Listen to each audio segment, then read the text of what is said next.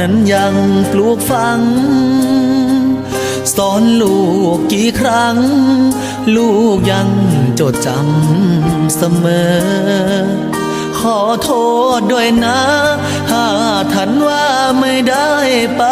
เจอยังฮักพ่ออยู่เด้อ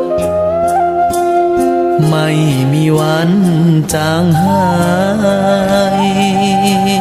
พ่อสอนลูกตั้งแต่ยังน้อยอย่าได้ซ้ำอ้อยให้ใครต้องคอยเอาใจสิ่งไหนไม่ดีลูกอย่าไปทำจงข้ามมันไปเมื่อเจ้าเติบโตวันใดลูกจะเข้าใจคำสอนที่ว่าลู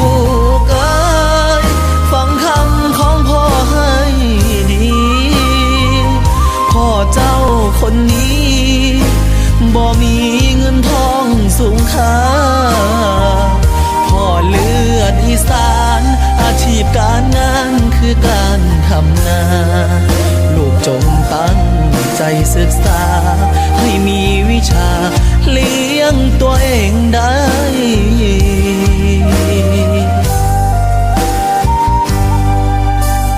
ไม่เคยลืมคำที่พ่อ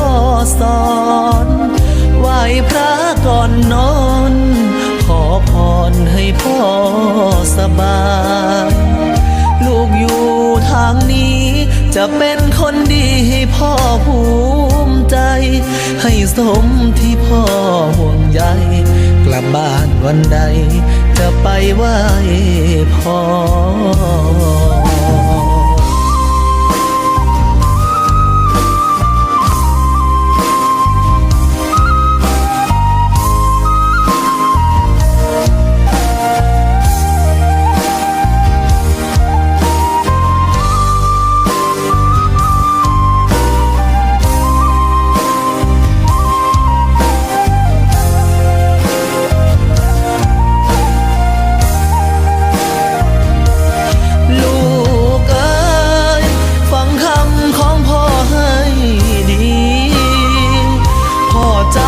คนนี้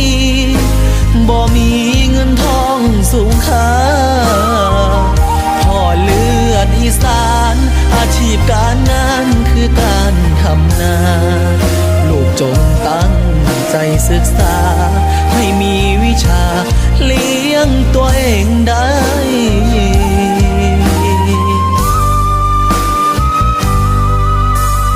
ไม่